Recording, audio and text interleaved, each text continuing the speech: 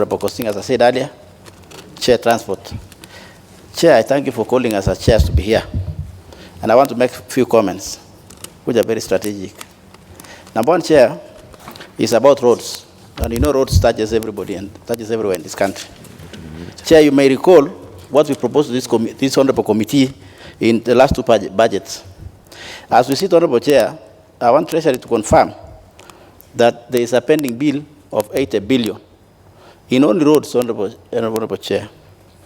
Reason being, we have about like 700 billion committed, meaning that we have almost 6,500 kilometers that have been tendered, awarded, and work on progress. And out of that, Honorable Chair, is when we are resulting to 80 billion pending bill as we speak now. What does that mean, Honorable Chair? It means this budget we are talking about is only 65 billion. It cannot even meet a pending bill. Honorable Chair, I wanted commitment from Treasury because we had proposed through this committee that we have a roads bond, Honorable Chair, not infrastructure bond. Because sometimes when you have infrastructure bond, it goes to other things which are in definition of infrastructure which we don't know. We had asked Honorable Chair, infrastructure roads bond through this committee, which then can be financed or serviced through what we call annuity program.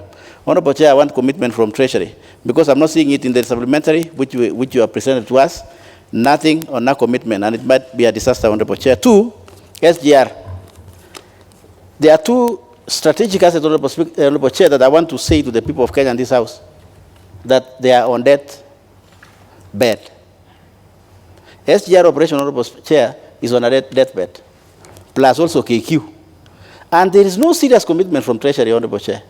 This House, in its own wisdom, approved nationalization of KQ, so that then we can bring this strategic asset like KQ and KAA together, then they can be able to help each other and resources can flow horizontally. You know what happened, Honorable Chair? The same Treasury has pooled resources, about 12 billion from KAA, which would have actually, ordinarily, Honorable Chair, would have flown horizontally between the infrastructure, leaving KQ on a deathbed. SGR is asking for 30 billion for operation.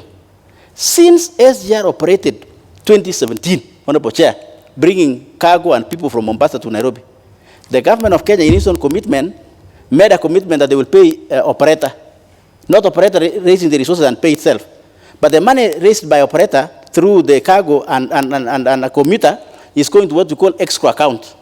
This escrow account, our country cannot access alone. And therefore, the government of Kenya has not paid its own commitment, Honorable Chair, to a tune of about 30 billion as I speak to you. Nothing has been presented. If that operation stops today, Honorable Chair, it will be a serious disaster in this country. And finally, Honorable Chair, it's about housing. Housing, Chair, I saw in supplementary budget that Parliament committed to my committee. 52 billion, Treasury is saying they are going to move from SACCOs.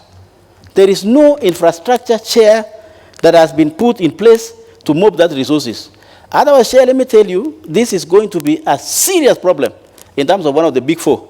I have seen in other roads and so on, but in terms of housing, we needed a commitment from Treasury through you, Honorable Chair, that what are the infrastructure in place to move up the resources from SACCOs so that we can be able to make progress. Otherwise, Chair, it will be musical chairs as I talk to you. But Honorable Chair, as I sit and I thank you, I need commitment from Treasury. And they need to prepare the resources for KQ and SGR operation. I thank you, Honorable Chair. Maybe whether the time remaining between now and June next year, whether we have the time to implement most of these new projects. And I want to ask this question. Would it have been wise, possibly, to look at projects like the stored projects where you have a framework of implementation so that you complete them instead of coming up with the new projects? And Mr. Chairman, I have in mind two projects which I'm aware they have been removed from the budget. The two dams, Umar Dam and Badesa Dam, which we allocated the money for. I understand now they have been removed. Projects which are at a level which you just need to complete. Now you are bringing new projects and removing ones which are stored. So I want to hear, what is the policy, Treasury policy in terms of stored projects? The third point, Mr. Chairman, is the issue of the Turkana wind power. If I remember well, for the last 2 financial years, we have been paying this project about 6.5 billion to this project. Payments have been done. And I wonder, are we getting value for money for this project? And if not so, because I understand you have a new department called investment and something, we should be looking at a project appraisal and all that. Really, for me, I would want to be convinced that this project is worthy getting additional funds from Treasury. Otherwise, these are some of the projects you can easily do away with, and you wouldn't, in terms of national resources, you wouldn't miss anything. Because to me, they have become bottomless pits. You keep on pumping money, and always you never get anything out of them. So, CS, I think these are some of the areas, because we represent the people. These are some of the projects we think we are not being fair to Kenyans. And even to make things worse, you go to CDF, which is in every corner of this country, and you want to reduce it. It has a very clear implementation framework. You release that money within 2 months, 3, 4 months, it is used. And you want to put money in areas, why not? You have not even done the proposals, you have not done procurement. And I see a situation where I come towards the end of the year, around May or June, you come here again with a supplementary tool where you'll be telling us to reduce all these figures so that you regularize your budget. I think that would be very unfair to this country.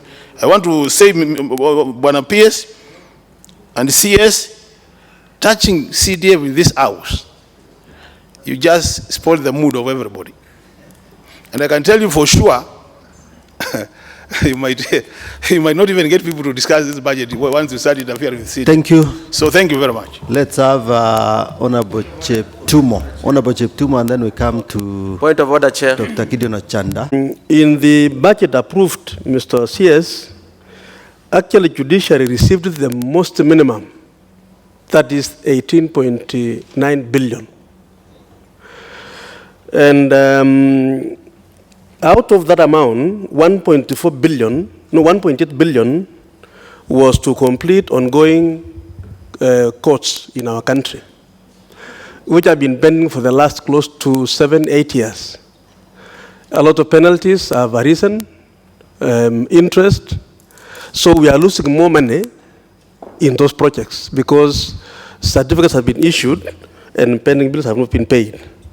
Now you propose in the budget to take away 1.4 billion out of the 1.8 billion, leaving a balance of only 400 million, which will not even be able to pay the certificates. And the general perception about what happens in judiciary, Mr. CS, and allow me just to give you a very interesting, judiciary is just an arm of government, just like parliament and executive. It is receiving less than 1% of the budget. And when you reduce when you do a reduction again, you are worsening the situation. The question I would like to seek from you, Bwana CS, and let me declare to this committee that the CS who is serving this country was actually my classmate.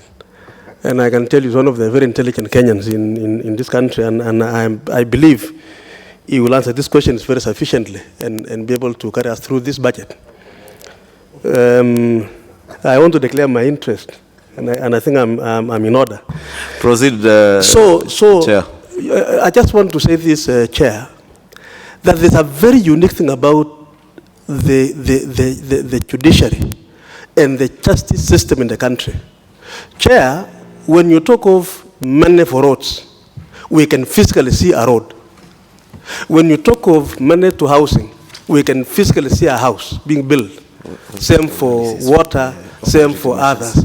But justice in Kenya, Mr. CS, is a very unique service to our country. And sometimes we overlook the importance of access to justice for our Kenyan people. So that when you are doing reductions, you always find it very easy to visit the judiciary and reduce actually their resources. It is an issue I want you to address, that if we don't have enough courts in our country, Kenyans access to justice, resolving disputes, our very economy, this country being a very important destination for international investors, for our local investors, we are losing more, as much as we may not see the importance of this. So, question, Chair. My question, therefore, is, how are you going to save the country? Because we are losing more in terms of penalties and interest in outstanding ongoing projects which are now, you've taken away 1.4 billion out of the 1.8. My appeal to you, Bwana CS, and of course through my chair here, is that these are some of the areas you need to really look at, so that you look at the critical functions of some of these institutions, like courts, when you are doing reduction of our budget. And of course, we will do our normal duty of defending this. So, Chair, is a cost-benefit analysis of penalties you are paying versus the cuts. If you cut and you continue paying penalties on the stalled projects in the judiciary. Thank you. It was next. Yeah, Ochanda, then Honorable Mauka Maure. Thanks, Chair. A very hostile parliament, based on a number of things that have happened in the last 3 weeks. There are things that have gone through because of either technicality or unsustainable factor, like, no, the CS is still new, is very honest, and all these kind of things. Those are the things that were making things sell out here in the last 3 weeks. Otherwise, from this time onwards, I think there are things that are not going to be very good. Number one is the whole issue of Treasury making the budget for Parliament, Treasury making budget for Judiciary, and getting, for example, into Parliament, to Parliamentary Service Commission, and identifying exactly where you want cuts. Yet that should really be their prerogative. You get to Judiciary, and also in Judiciary you tell them exactly where you want that cut. Yet in your whole initial assumption is that you want Judiciary, for example, or Parliament or PSC to come down by 5% in terms of what is being done now. But you go ahead and identify itematized items, things that are already listed, that no, you want a cut on this, you want a cut on the other one. I think that's not going on very well. The other thing that is not going on very well is the issue of compliance. The chair mentioned a number of things, but a number of things are still outstanding on issues to do with compliance. There is that 10% that we are talking about. The issue of instruction or the guidance from the AG is something that is not shared out. And when we are looking at some of these things, the issue of 10% still really remains. Then the other thing is, when we are looking at this supplementary, we are looking at it in terms of one side on austerity measures, on the other side in terms of the Big Four and these many other things. But when you look at it critically, you are worried, you get to be worried that there are certain things that don't really need to be looked at this particular time. If you're talking about looking for more money to make government offices look good, if you're looking for more money to support early childhood education, you are looking for more money. So there are some of these things that we have here that in real sense don't warrant the position that we are placing them, particularly under this supplementary stuff. Then there is the issue of roads. I believe Chair Roads have mentioned, the transport has mentioned quite a bit of this. But something has been pending for the last 3 years in terms of emergencies, particularly in the rural constituencies, in terms of roads. We've pushed it for a period of 3 years. There are roads here which are clearly for public participation. And you remember, we have technical problems when it comes to public participation. We are unable to go through to the 47 counties. So the maximum we are able to do are like 12. So the things that are listed here, particularly for purpose of public participation and are touching on roads, are only on those that are less than 10 constituencies. What are we doing with the other 200 plus constituencies? Particularly in terms of just these Maram roads or grading of roads such that we are, in fact, is a facilitator in the Big Four. Roads are impassable in the last 3 years because we've kept pushing on money for rural roads for a long period of time. Thanks, Chair. Thank you. CS, what Honorable Chanda is looking for is austerity, because I think on a number of recurrent expenditure. If you look at the figures that you have submitted, had you done what you said in your circular, you would have saved at least about 53.3 billion shillings. What you have done now, you have only saved 9.9 billion shillings. So really, I think we're asking ourselves, why is the austerity? The issue Honorable Chanda is raising about roads, if you also look at page 5 of the document you have submitted, you have access roads to affordable housing facilities, access roads to industrial park facilities, access roads to food security and nutrition facilities, 3.8 billion. where are those access roads to where? Have they been identified? Is there a list that you can submit that these are the roads that we are actually going to do to access food security facilities? James Gishuru JKIA Expressway, 5.3 billion. And this you told us was a PPP project. CDF. Thank you, Chair. The issue of the budget in the last 3 years is part one. Part two, there are sometimes you might go and do a good job in presenting a wish list, but then somehow, somewhere you put something that is going to spoil everything. The people at Treasury, because I know it's an institution, not individualized, where you can say the CS is new there, they have been here long enough to know CDF, the way it is captured in our financial system, is that once you put the money there, you cannot recall it. Secondly, it is specific about the percentage of the budget.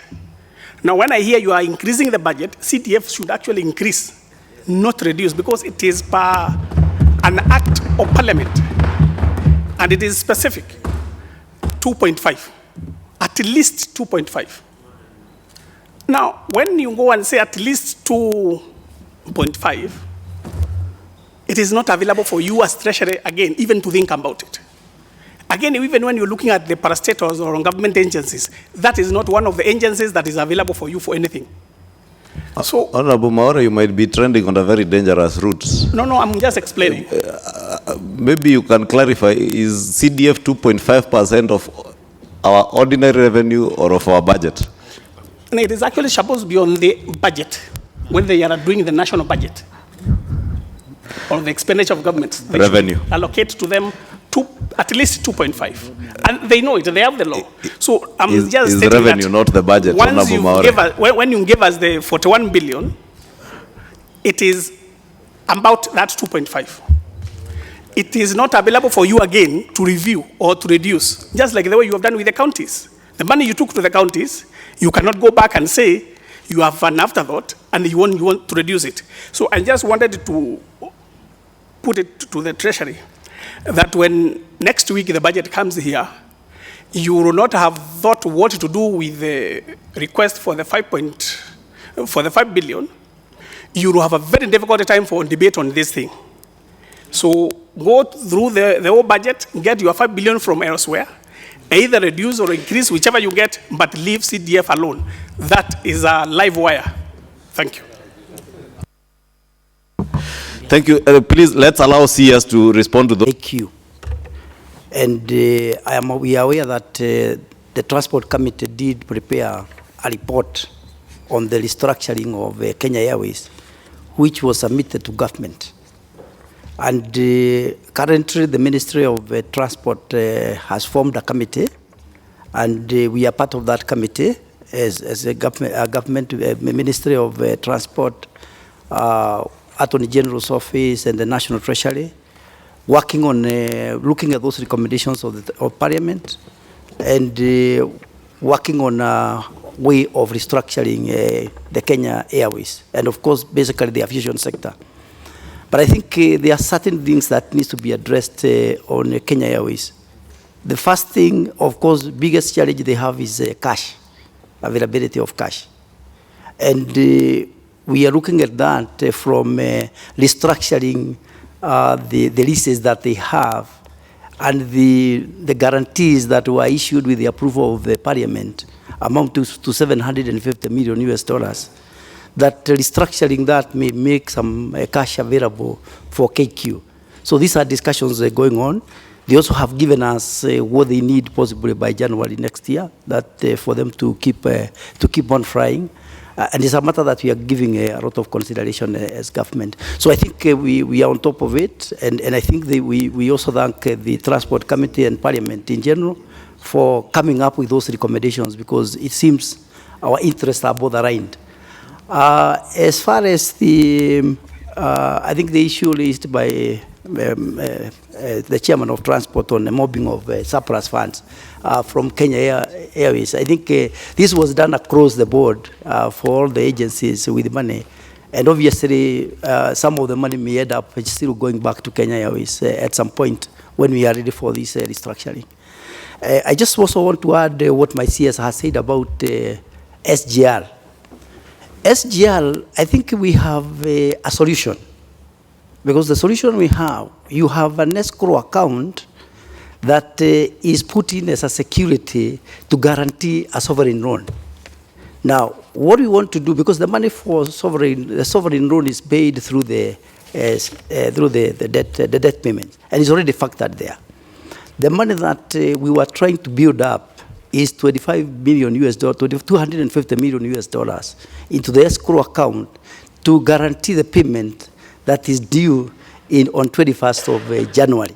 And we need to build up to $250 million US dollars, 20 days before the making that payment.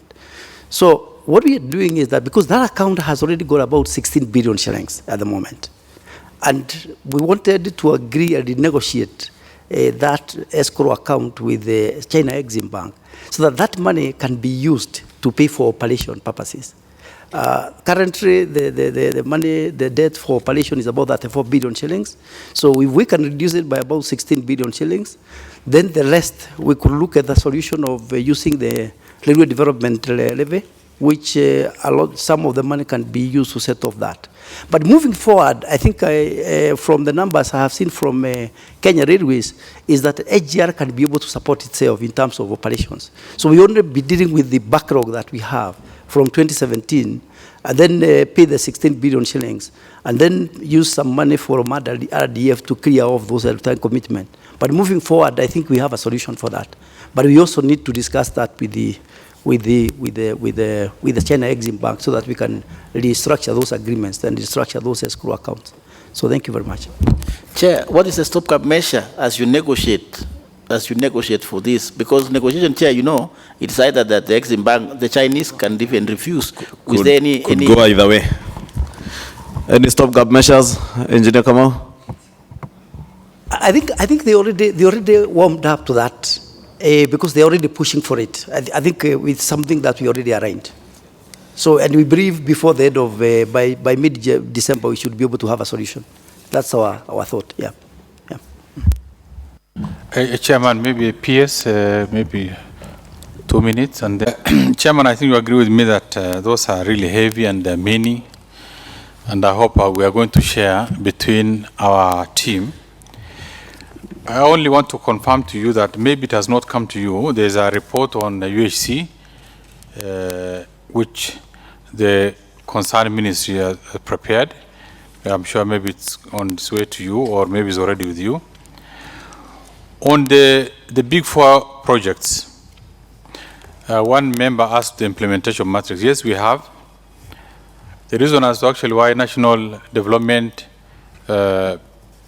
NDICC was constituted was to fast track, come up with an implementation matrix so that, you know, there's a better and coordinated approach to managing almost all affairs of government, but specifically on the big four agenda. The implementation is advanced. The planning was completed. But Chairman, I want to agree with you that we might have taken longer in planning.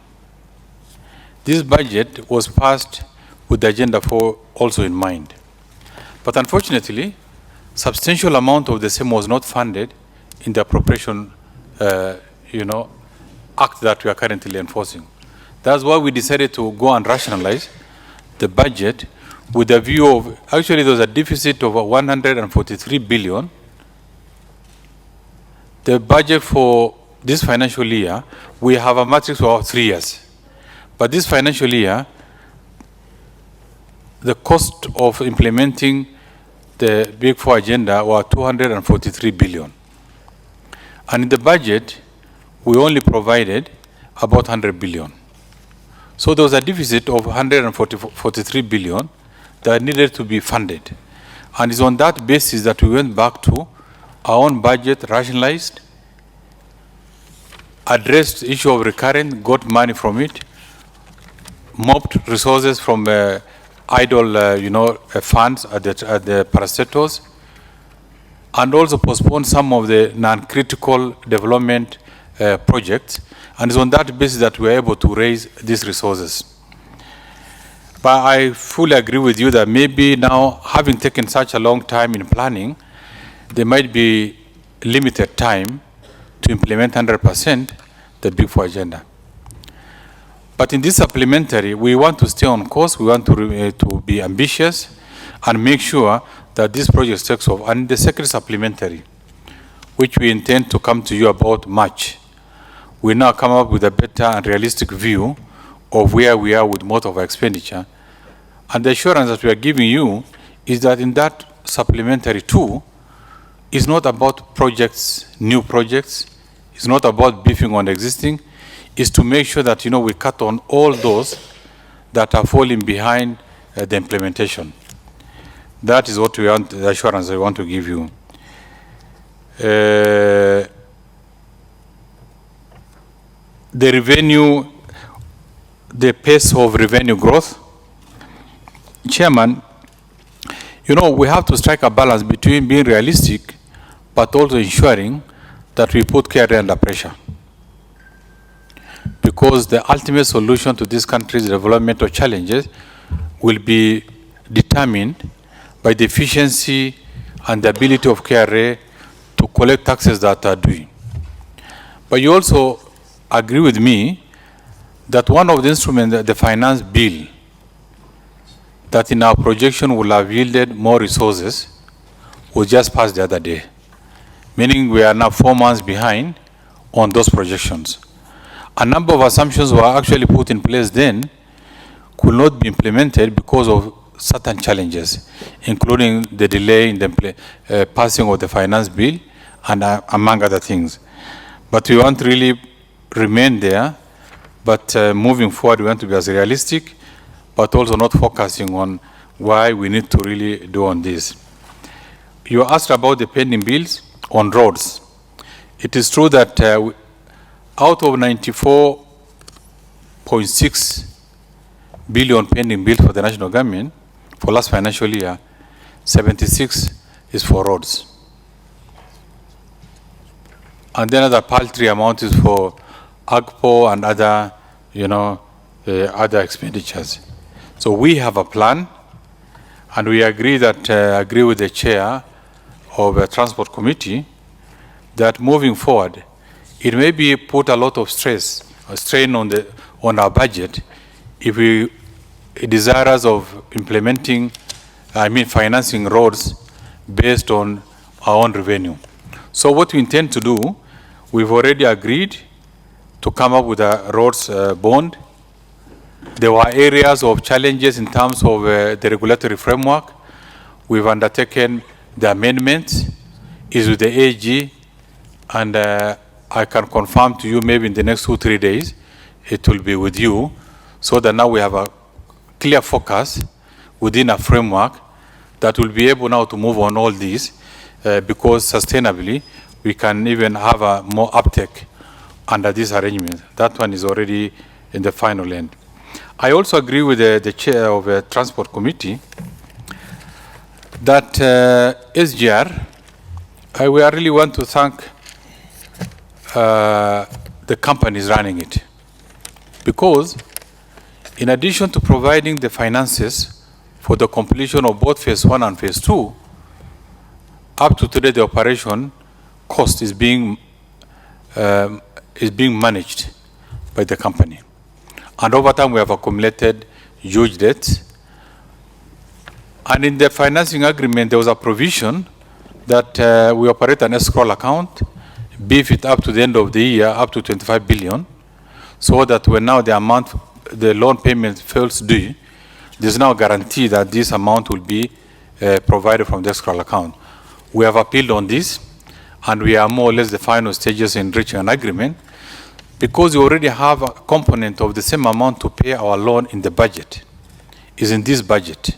Is in the budget that you passed. So the idea of having an additional supplementary guarantee of having holding 25 billion in an escrow account does not make much sense. Because Kenya has never defaulted on a single day on any debt repayment. And therefore, with that guarantee, we hope now we are going to get that money and pay for the operational maintenance.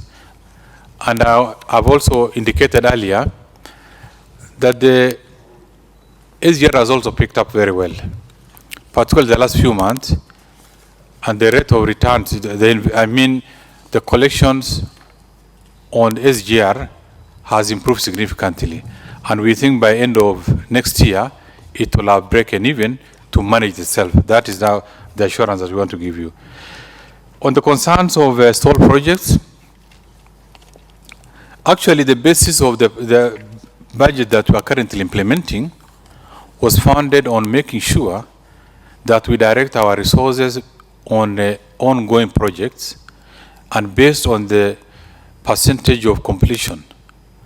We have given the bigger resources to projects that are near completion, so that now the benefits can be utilized. So those projects to be completed, then they are fit for the purpose, we can continue providing, and that's how we want to progress. On the judiciary, by Honorable Cheptumo, really, when we are talking of taking responsibility and making sure that we try to contribute to the success of the budget, our humble opinion was that the executive, being the biggest consumer of the budget, takes the lion's share of 85%. And the rest are actually token that we are persuading you to agree with us, because on the judiciary, our proposal was about 3%, and Parliament 5%. But what we have is just mere proposals. At the end of the day, we want to persuade you to go by our view. But in your own discretion and wisdom, you may opt otherwise. But we reason as to why we came up with this, particularly for Parliament and the judiciary. Our biggest reason of actually coming up with this is that if we are not able to provide the necessary exchequer, and we are falling behind by about 65 billion now, and possibly by the end of the financial year, we'll have fallen behind revenue collection by a big amount. So what happens now with the project, with the expenditure that will not be able to service through the exchequer? Based on your budget, you have already committed, you've gotten supplies from the common man, the business people, and they become pending bills because the revenue is not coping. So how are we going to manage this?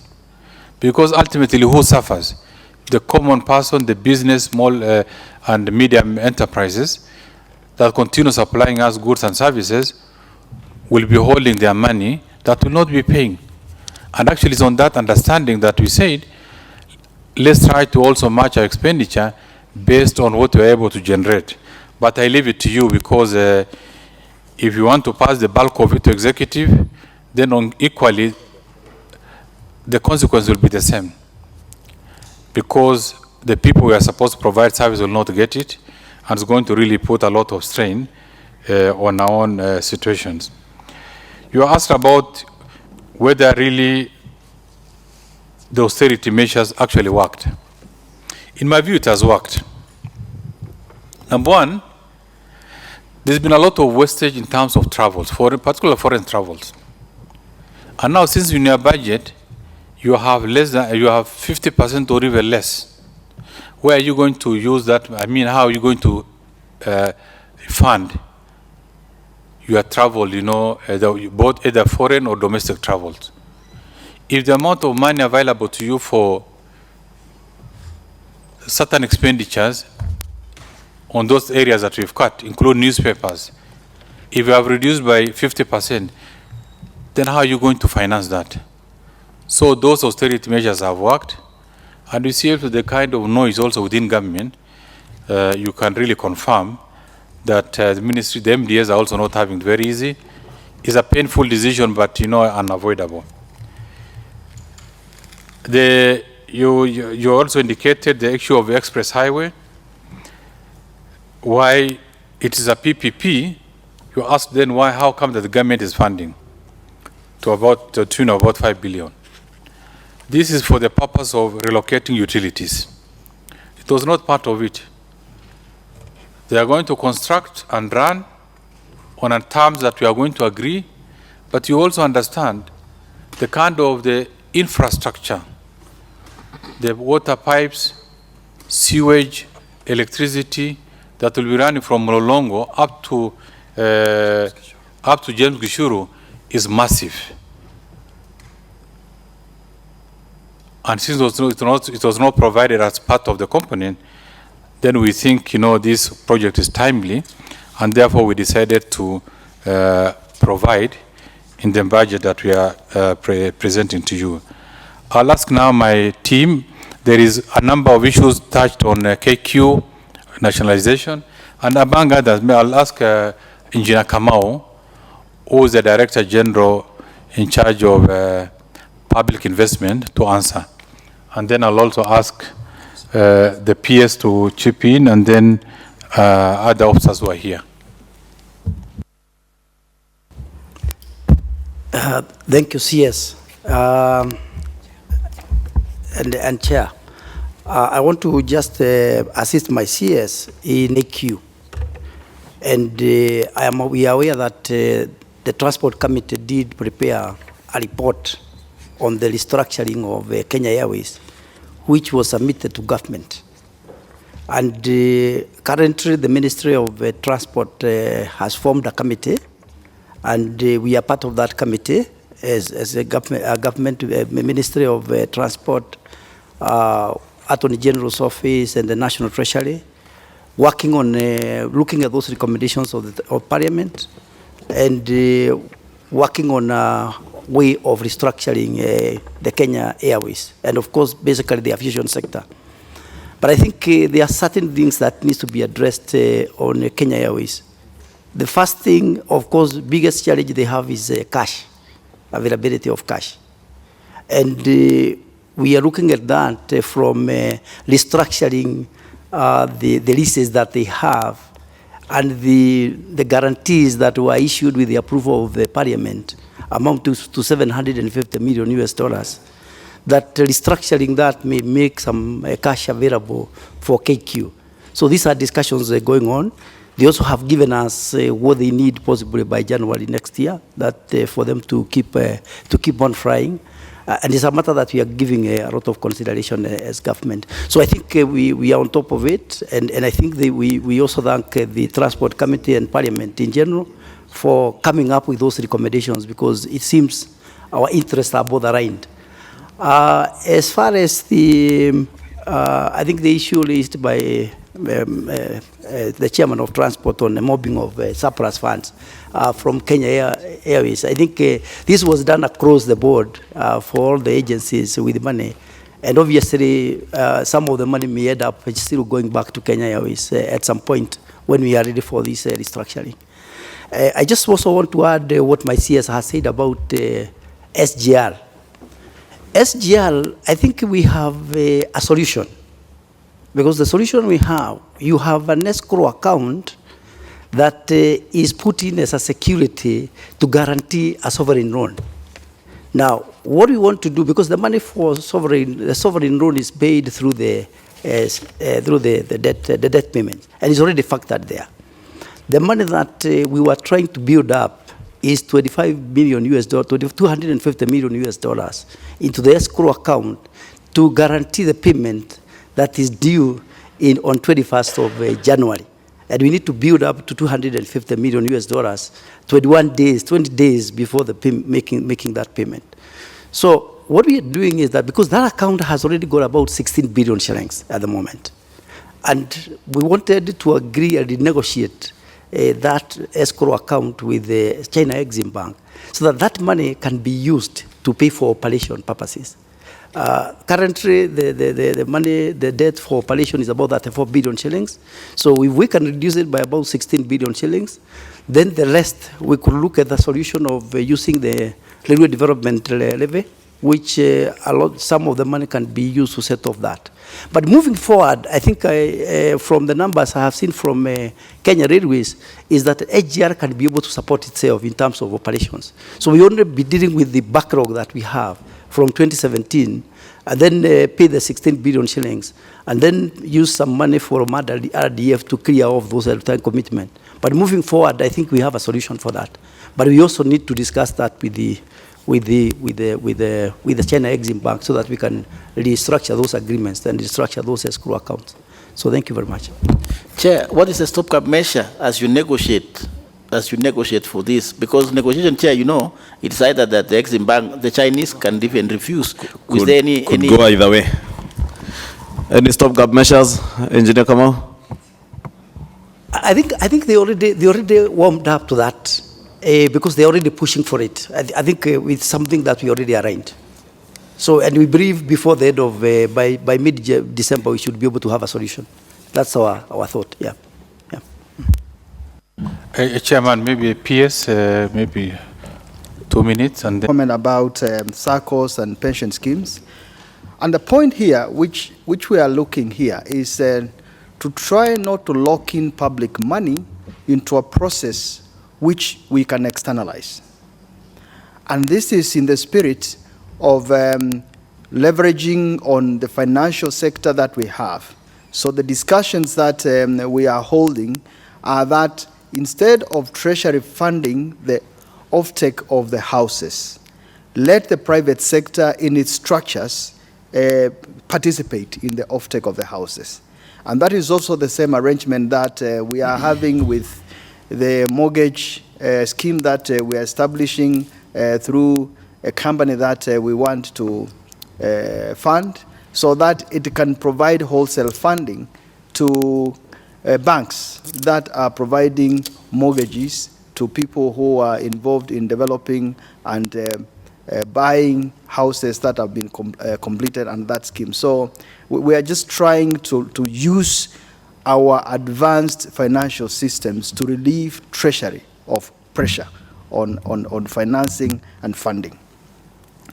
Let me also comment on the question about SGR, and there's an amount of $16 billion that I need to clarify that part of this, say 10 billion, is an amount that had been budgeted in 2018, 2019, but because, again, of fiscal limitations, it was not possible for us to pay that certificate. It was an interim payment certificate for the finalization of the construction of the SGR from Mombasa to Nairobi, and that is the 10 billion component.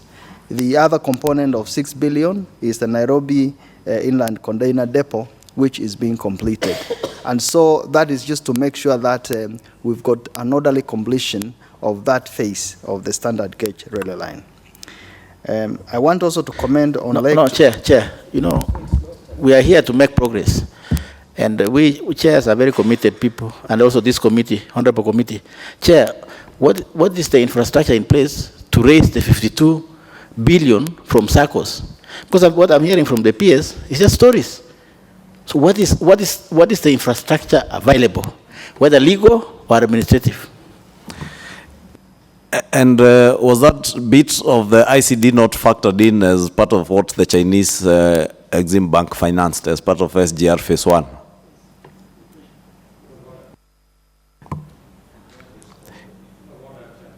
On a point of... And I'm glad that you invited us to come here so that we can be able to make our presentation.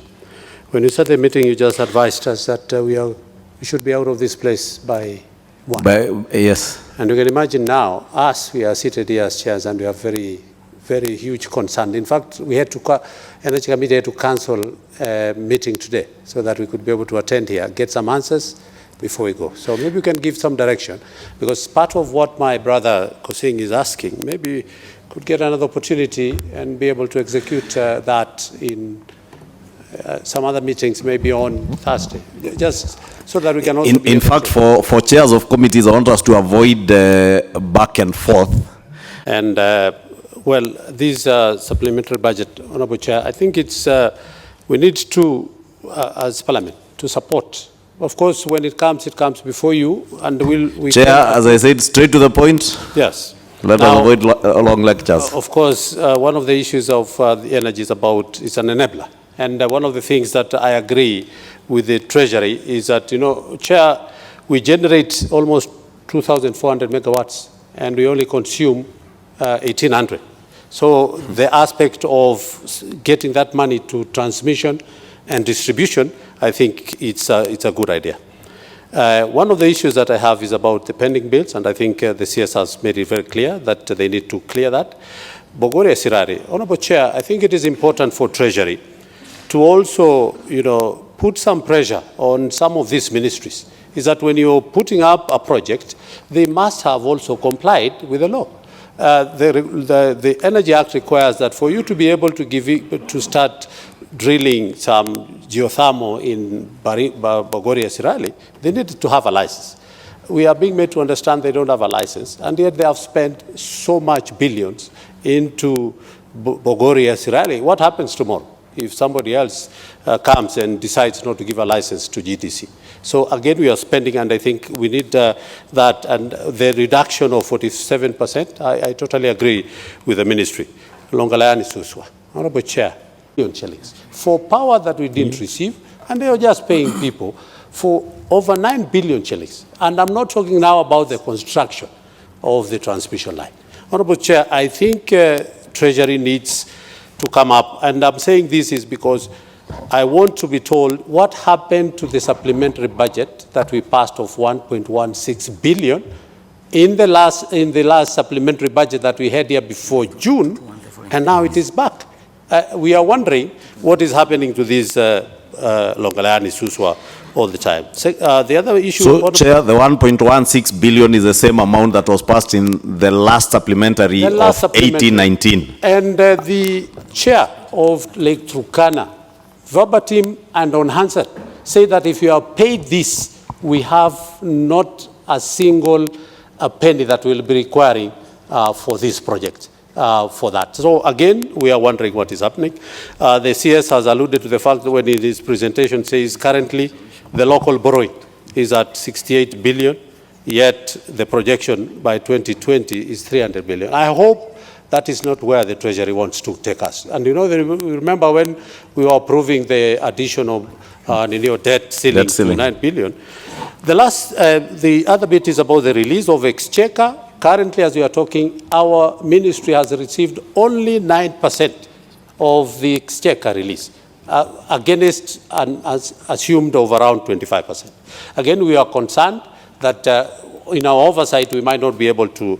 Lastly, Honorable Chair, is that the same ministry Treasury paid 2.6 billion shillings for insurance for 3 projects. Thika, Nairobi, Konza, Longalayani, Suswa, Longalayani, Marsabit, and then Isiolo, Marsabit.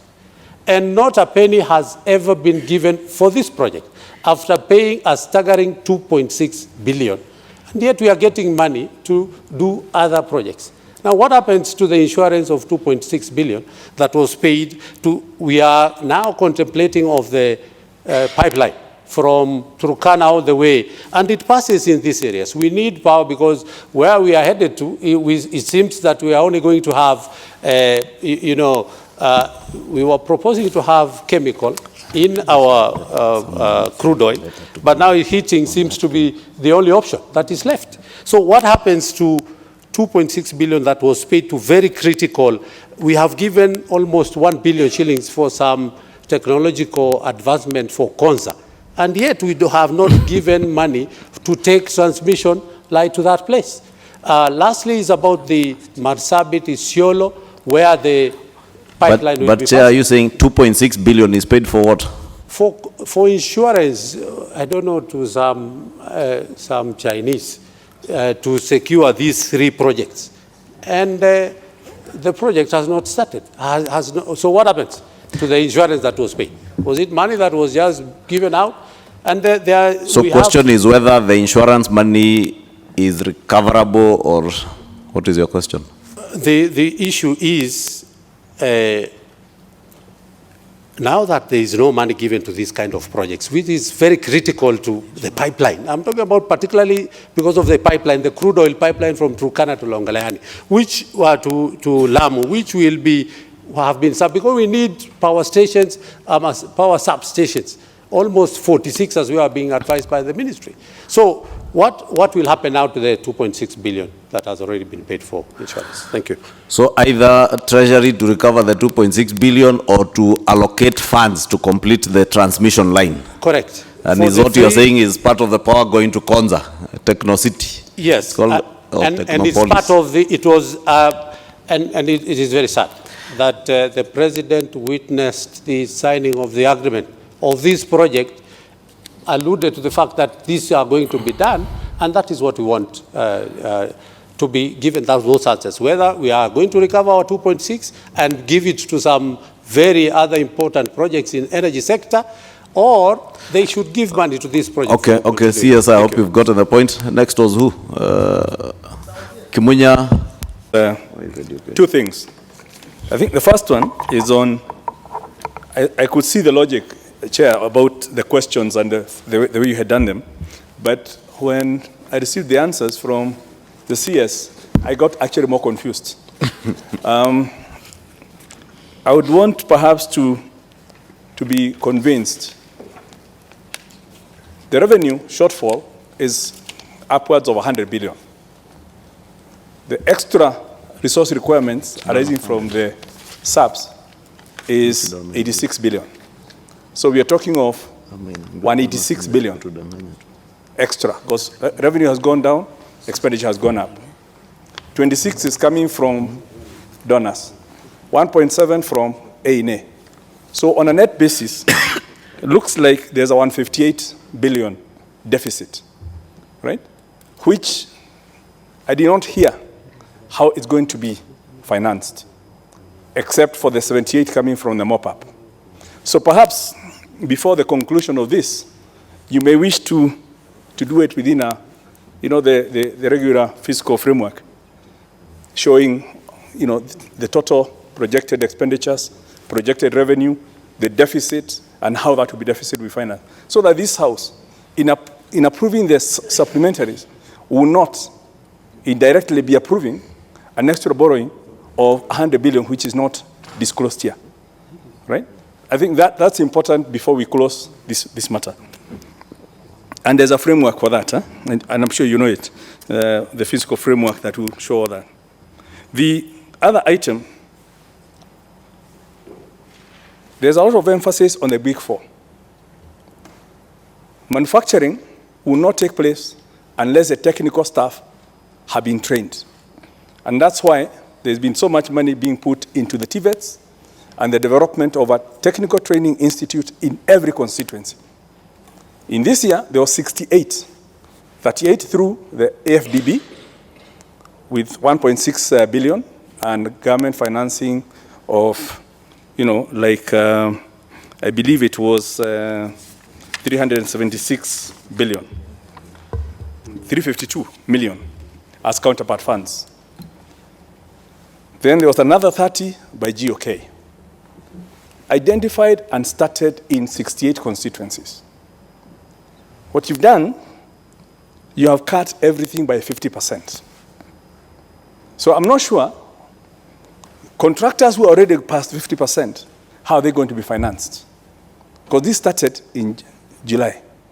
What we're basically saying is that we are going to stop construction of TTIs across the constituencies, which means the intake for training of our youngsters to support the manufacturing in the big four will have to pend until next year. Yet we are starting some projects that we don't even know, that we are not even seeing the plans for. So why would you compromising the technical training of our youngsters, right? By slashing unilaterally the TTIs by a whole 500 million, half a billion shillings that was budgeted for this, and there was a very clear case why it was needed. Universities. And actually, Vice Chair, I remember, we had to come based on extra specific numbers of students. This is not even on the capitation. This is the actual construction. because it was being constructed in phases. Phase 1 was finished, phase 2 was finished, now phase 3. Phase 3. There's 68 ongoing.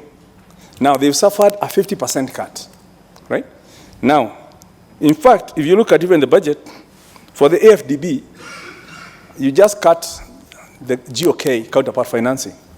The ADB financing is still being shown as 1.6B. Now, I'm not sure AFDB will release 1.6 when you have cut your counterpart financing. So you also need to reduce it down by 800 if the intention is to kill the TTIs. The universities, we have ongoing projects. There's already pending bills close to $1 billion on things that have been done and not finalized. We've done a 26% across the board cut on all the universities, amounting to 1.8 billion. Now, what do we do with the universities and the projects they're doing? I mean, this is development. I'm not talking about recurrent. We're talking about development. And I think you have started by saying that on the development, there's actually increase, right? Now, the 1.3 and the 700, those are other issues. I think it's on, it's donor-funded projects that have come on board, which is okay. That we have no problem with. But in terms of the cuts, I would want us to rethink whether the logic of actually killing the enabler to the big four through technical skills. And that was exactly why this money was put. Then we have a department called the post-training, which was created in the Treasury, has a budget allocation of about 200 million. It's been slashed to 100 million. What is the logic of keeping a department, a whole department, even without financing, is as good as dead.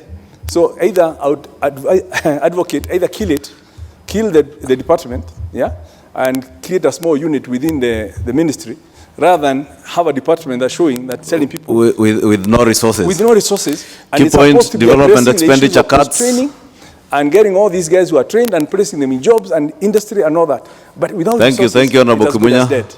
Thank you. Yeah. Thank you. Escalation in the market. To date, 5 months down the line, we've only borrowed 68 billion against a projected 300 billion. So it means the remaining 7 months, we intend to borrow locally 240 billion. I don't know how you can do that without provoking the interest rate escalation. Mr. Chair, when you look at the figures specifically, you see there's something wrong. There's something wrong because if you go to the Ministry of Transport, you will see 4.3 billion, 6.9 billion for Naivasha Economic Zone. Mr. Chair, if you go to Ministry of Energy, you'll see 4.3 billion for the industrial park, and I guess it's the same Naivasha. When you go, Mr. Chair, to the Ministry of, it's also another ministry where there's 519 million on access to industrial park. So, Mr. Chair, you can see there's a lot of mix-up. And all these are new projects. We are saying we have no money. We have many projects ongoing, not funded. We have projects we budgeted for. They have not been started. And now we are planning and budgeting for new projects. Well, we know very well, we've been in those offices every day, Mr. Chair. And we know that a lot of ministries, they have not even gotten capacity to tender for they have money in their accounts, and they have not tendered for projects. And now we are budgeting for new projects for the same ministries. I think, Mr. Chair, we can do better. We can do better. 20 seconds. Mr. Chair,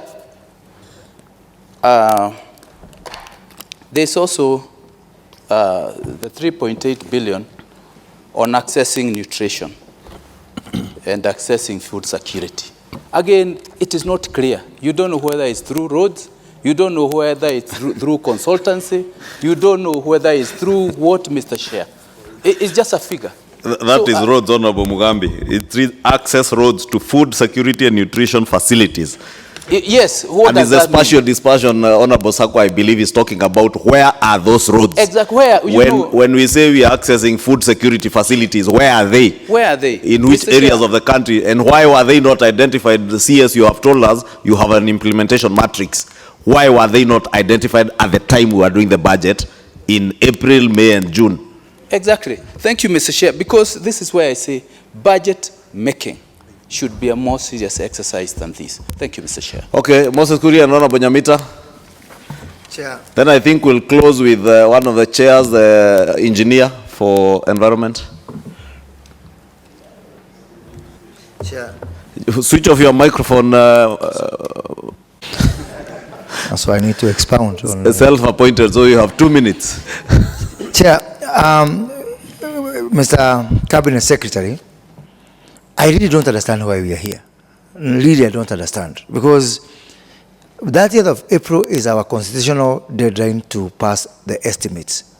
And February 15, when we passed the budget policy statement, we were told that it was in line with the Big Four. Maybe this is Big Four version 2. Because what has changed? Buenos Aires, what has changed really? And I want us to be honest with each other. Because I know what is happening is that somewhere along the line, the executive decided that PDU, the Presidential Delivery Unit, is the one now to take over the budgeting role. We should have been told so that we engage with them. Because in other countries, specifically in the US, which is the equivalent of our budgeting system in a presidential system, they have the Office of Management and Budget.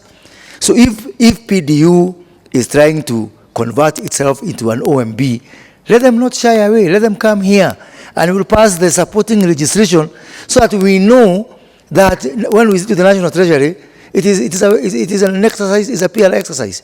So then we'll be calling PDU so that we sit with them so that you don't have to do this twice, because you really wonder, 143 billion in new projects, all of them, the big buzzword now, Big Four, Big Four, Big Four. What has changed? I think you have started very well in your stint at the Treasury. You have brought the culture of transparency. Be transparent on this one also. Be honest and say that the budgeting role has been taken away from you. It is with Mr. Matiang'i, and then a copy is being passed to you to bring to the House. So the next time you come with Matiang'i, so that you can be able to interrogate it from that perspective. Second point is, if you look at the 80 billion now that you want to add through this supplementary budget, and the 100 billion which was the shortfall in the revenue of the previous year, which you are now restating, which is very good. In my opinion, even the revenue for this year, you will not reach 1.8. The best you do is 1.69, which is the last year's revenue by increased by 13%, which is the best effort basis. The best growth you have ever seen in revenue is 13%. That will take you to 1.67. So that gives you another 100 billion in shortfall. If you add to the deficit, which we already acknowledged when we were passing the estimate, it means that our deficit is 1 trillion. And that is 10% of our GDP. Now, you've stated very well about the money that is out there with the state corporations. But 270 billion. It might appear like a small figure, but that again is 2.7% of our GDP. So we have a lot of work to do, and I think, as Honorable Mugambi has said, we need to start off with a culture of openness and a culture of transparency. And let's not hide all the cards below the table, because if you look at this even the areas that we want to add to budget, universal healthcare, for example, what were we thinking when we were stopping betting? And now that has created a hole, which now, instead of acknowledging that the effects of betting, or of that not well thought out policy, is coming to haunt us, because that is what was supposed to fund a big chunk of universal health care. And again, if really we are serious about having a new beginning in our budget process and at the Treasury, you need to stop the thinking that supplementary budget is part of our culture. Supplementary budget is supposed to be for very unforeseen circumstances. Now, it is not for Naivasha Industrial Park, because we knew it would happen. It was not for payment of SGR because we knew it would happen. What is new, Bona CS? I think I'll do better at National Treasury. Mr. Chair, let me finish by pointing out to the point that my chair of the Transport Committee has alluded to in terms of infrastructure financing. If we really look at the alternative, and Engineer Kamau is here, he knows what we've been discussing about the roads bond, about using a fuel levy to support capital market instruments that will give us close to 1 trillion shillings so that can actually finish off all our pending infrastructure works. But what has been happening is to and fro, ping pong. We are not committed to off-balance sheet financing. And looking at our level of borrowing, we really need to get committed to that. Also bring together the money that is out there. Two seconds. Unclaimed financial assets. And Chair, my last point, which is related to you even more than the CS.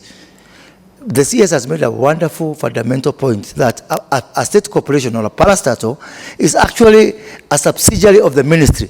So it is about time that this committee, the budget committee, starts to audit and approve all budgets of parastatals. Yeah, we cannot assume that because it is Kenya Airport Authority, because they are collecting their money out there, that money is actually an extension of the money that belongs to the government of Kenya and to the Ministry of Transport. Thank you, Mr. Chair. Thank you, Moses. Honorable Nyamita. Now that people are appointing themselves. But Mr. Chair, let me just get straight to my point. Bwana CS, we passed a budget here. Immediately we pass a budget. There's a circular that goes again, which is instructing all ministries and MDAs on exactly what to do. And this happened up to and including when you did the supplementary.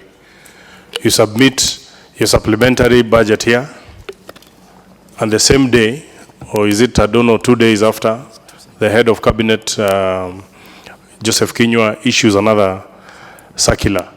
And this has been a trend. Every other time, and even after we pass this supplementary, or after we reject it, there is going to be another circular that goes around. So we are seeing also the executive taking up roles that are really not theirs, because we pass budgets here, they freeze, then they come and try to reorganize it again, and we actually don't know. But on the same point, there are three arms of the government. There's executive, there's a judiciary, and there is the parliament. What I see here is a concerted effort of the executive to try and muzzle the other arms of the government that are actually supposed to check it. Because when you continue to cut the budget for the executive, for parliament, we cannot oversight you. When you continue to cut budgets for treasury, for judiciary, and we saw actually, you know, the Chief Justice the other day on the street lamenting about the cuts. And sometimes even if we will stop you from cutting their budget here, you will issue a circular to them, or better still block them on IFMIS in accessing their funds. What is the intention of the executive? Let me get to this budget. Recently, this House extended your debt ceiling. And you will continue to borrow, and clearly that's what you are doing in this budget, and the subsequent budget you will continue to borrow. All Kenyans are actually going to pay.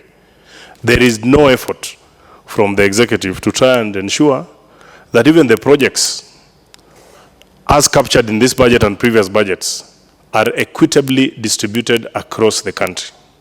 How I wish the Treasury can move with speed and also share of the 3 trillion budget that you have here.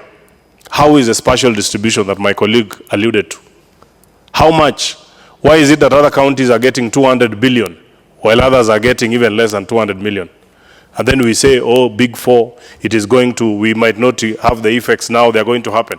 How will it happen if there is no road in Nyandarua and there are 100 roads in Kisumu, for example? How will the people of Nyandarua benefit? So spatial distribution and equitability in terms of distribution of projects across the country, it's not. And when you look at this thing, for example, we're talking about this Naivasha. I don't know what is exactly going to happen in Naivasha within 6 months. Electricity under Ministry of Energy, 4.3 billion to Naivasha. Under ICT, another 79 million to Naivasha. Under infrastructure, 355 million to Naivasha. Within 6 months, we are in December. We are only 6 months. There is a procurement period. I don't know what exactly. When you go to level 3, level 4 hospitals under the big 4, and what you talk about universal health care, and we are keen to look at that report that you're saying it's on its way. My committee, the budget committee, at some point went round, and we have done it 2 consecutive years. We have gone to health facilities whereby even the MES equipment is still wrapped up in bags because they don't have even the building to install it. Leave alone the skills. They don't even have the staff. Even where they've been installed, they are not operational. So what I'm saying, we are seeing chased out of the chamber now. Yeah, now I am seeing you are adding more money to universal health care. You might want to know that the Ministry of Health is the latest on the reports of corruption. It's a den of corruption, and we are adding them more money without a proper audit. Finally, Chair, if you may, show CDF and all the others, if you had put this in the budget as a way to get a tool to negotiate with us that, okay, we'll return for you CDF, you give us this. It is a no-go zone, and we are going to, I urge the committee and all the chairs, let us reject the supplementary budget in total if we can. Thank you, Honorable Nyamita. We are not here to campaign for rejection or approval. Links is money that has been held by parastatal for some of them not less than 10 years. This money was earning interest. Could you please tell us whether these parastatals have been paying you plus the interest which they've been earning? Very good. KJ? In an annex that is attached to the presentation that has been made here, which is titled the list of development project with additional provision, I'd like to get clarity, Chair, because I'm seeing an allocation to a road called Reruta Dagoretti Kawangware Road, which to my mind does not exist, which is also given. It is the road you're asking about. That one I can answer you. You don't even need to ask the CS. Chair. And the public participation. Actually, those are 2 different issues. This road does not exist, and it is titled C63. And to the best of my knowledge, C63 is a totally different road that had already been allocated money 2 years ago, which is actually even complete. Then there is the issue of the money and the project. Is that the one under public participation? No. This road that is listed here did not come up in any public participation. There is no road called Reruta Dagoretti to Kawangware Road. And then C63, because this road has been titled as C63, is a road that comes from Bomas to Karen. No. It is, Chairman. I will clarify that to you. Now, KJ. The second bit is that we did identify projects for public participation for Nairobi. KJ, please take your seat because it's a public participation one, yes. And I think you'll be taking us back. Engineer. Yeah, thank you, Chairman. Those are the public participation projects. Shioi Muruni, a dam project that is 100% funded by GOK, has so far stalled, and in the successive 2 years of two financial years, no money has been allocated. The dam is in your county, Marsabit County, and we had allocated money there, 400 million, which has now been removed. So, engineer, is a question of stalled projects that are not being funded. Yes. Same question of CDF, the issue that has been raised by Honorable Kimunya, reiterated by the... Thank you, Chairman. I think really we need to negotiate whether we should meet you Friday or at a later time because of exigency of other matter.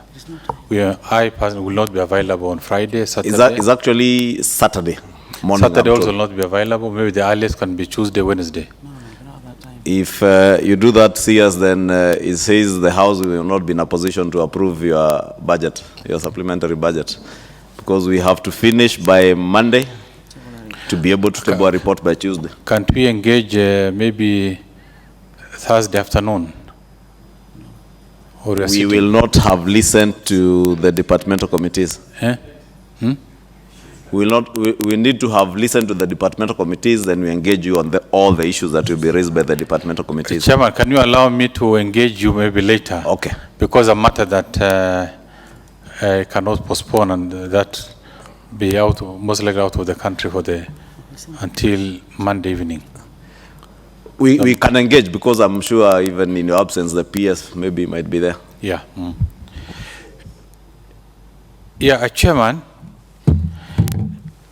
I know it's been quite long. We've really, the desire to ask questions. I'm sure you've also not really exhausted, but there are so many matters that have been raised. I think I want to assure one of the members who stood here and said whether the budget making process is incubated elsewhere and just passed to us to come and take you through. I want to assure you that this is, I take full responsibility for the budget.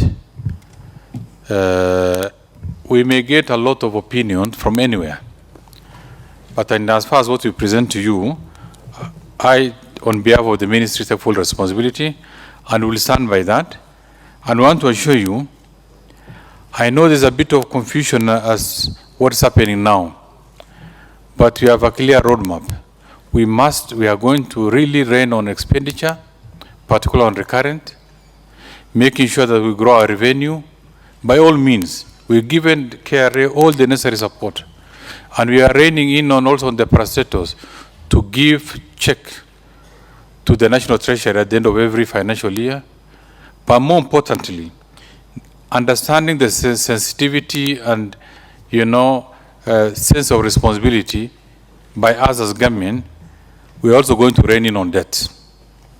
The fact that you gave us a room for additional to improve the ceiling will not give us any guarantee that we're going to borrow.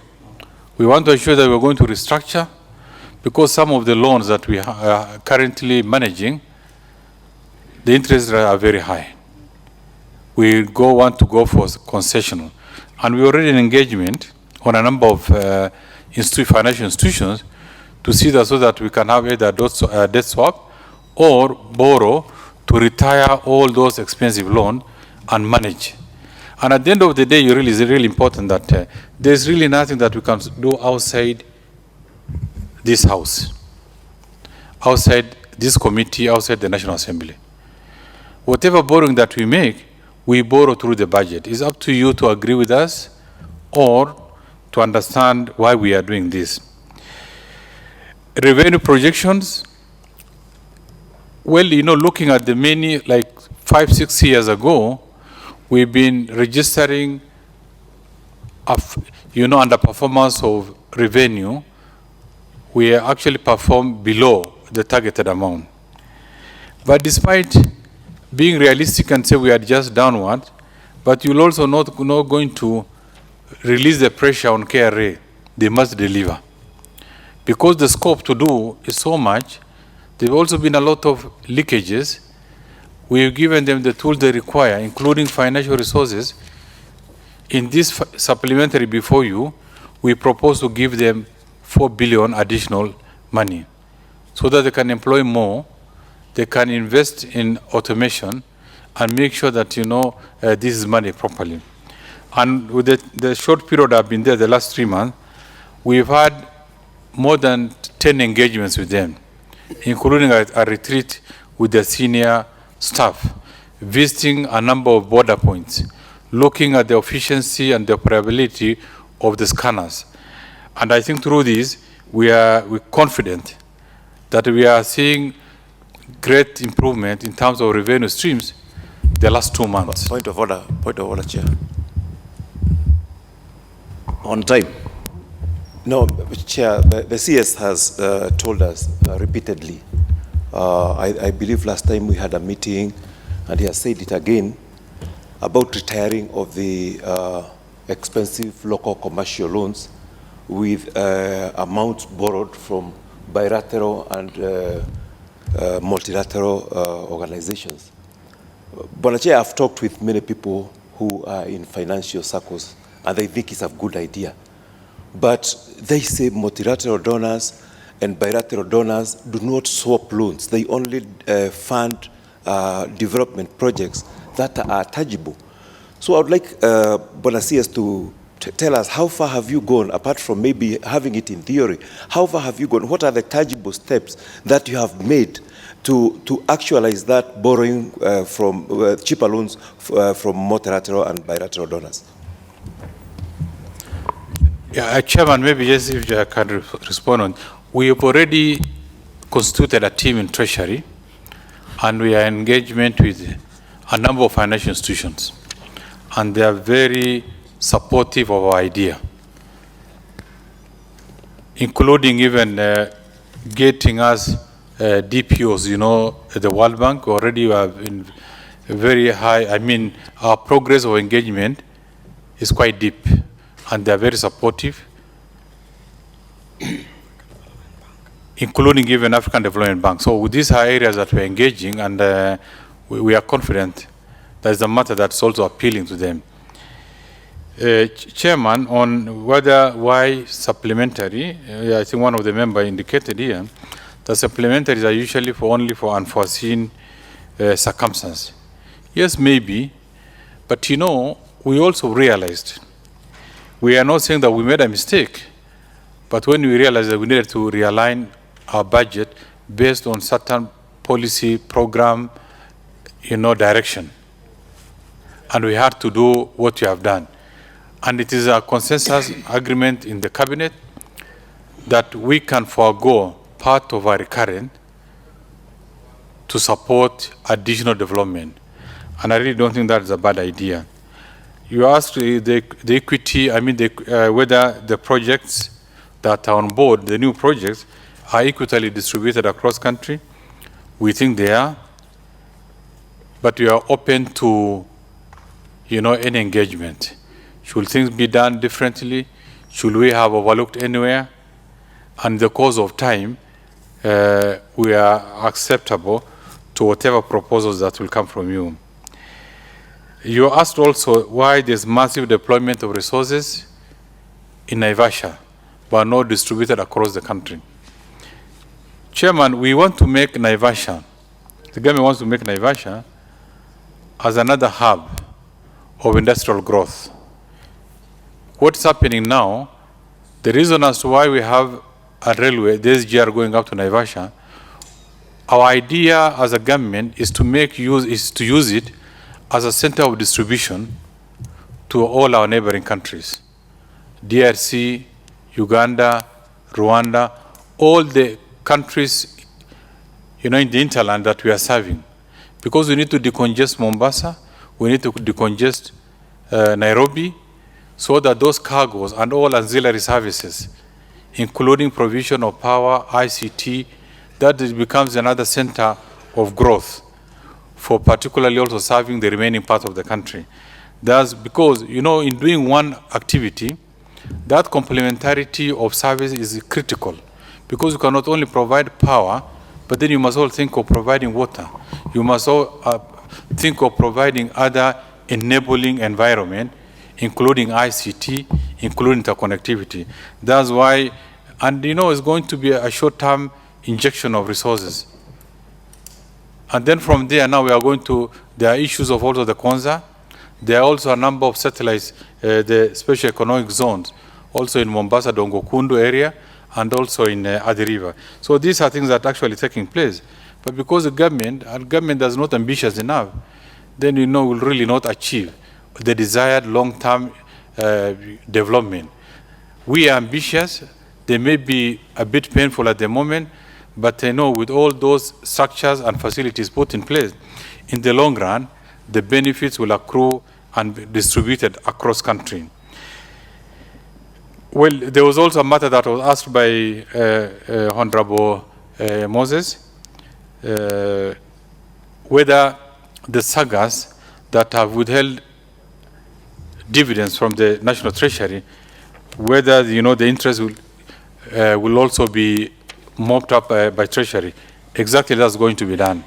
It is actually part of the discussion, really not discussion, instruction from us, that whatever investment that they have made, right now even a few of them that are already holding their money in stock exchange, I mean in Treasury bill and bonds, we have instructions, the principal amount with interest, that at the end of the maturity, actually give instruction for them to be surrendered to the National Treasury.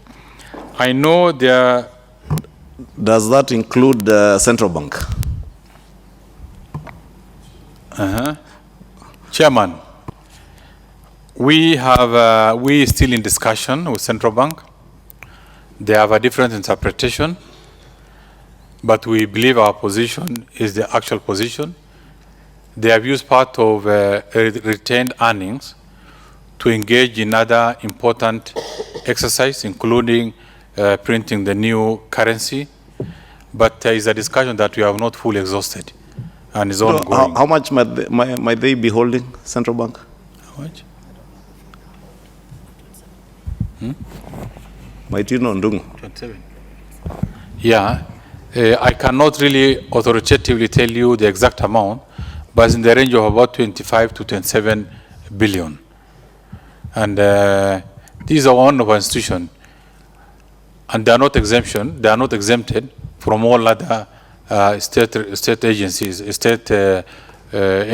regulations. But it depends. That's what actually, you know, we are, even in taking away the 78 billion, is not a process. We had the authority to do it, but it was a mutually discussed, negotiated, and agreed position based on their commitments that are currently at hand. On equalization fund, Chairman, this is a very important constitutionally established fund. But sadly, and more importantly, also me coming from those areas that actually supposed to benefit, the implementation has been very slow because of bureaucratic challenges, because of certain inefficiencies within systems, but we are determined to unlock this. As we are doing this, the county governments have also actually taken the fund to court. And the court has more or less agreed with them that these funds be implemented through the county government. We've appealed against the court decision because we think the national government will be the better organ to implement the equalization fund in line with its mandate. Chairman, the last one on, I'll ask if you have time, maybe I can ask one or two of my officers to intervene. I fully understand the attachment, and you know correctly so, to the CDF fund. CDF, the metamorphosis of CDF has become too emotional and too touchy, not only with the members of parliament, but also the respective communities in those areas. These are facts that we don't lose sight of because we live there, and we also understand the transformation that it has created in those areas. Of course, there is need also to improve on the governance part of it, but that's a matter not for me, but I think can be done at another time. We are willing to engage, and we think, given the situation at hand at the moment, basically most of these, quite a number of these, including CDF, our motivation was that the performance of the revenue. Because the danger of national government or CDF or any other entity crossing to the next financial year with huge pending bills is going to be detrimental to the economy. And I think collectively we need to really avoid and see how best we can mitigate. But Chairman, I think we can engage more on how best we'll have a win-win situation. We'll definitely be willing to be persuaded.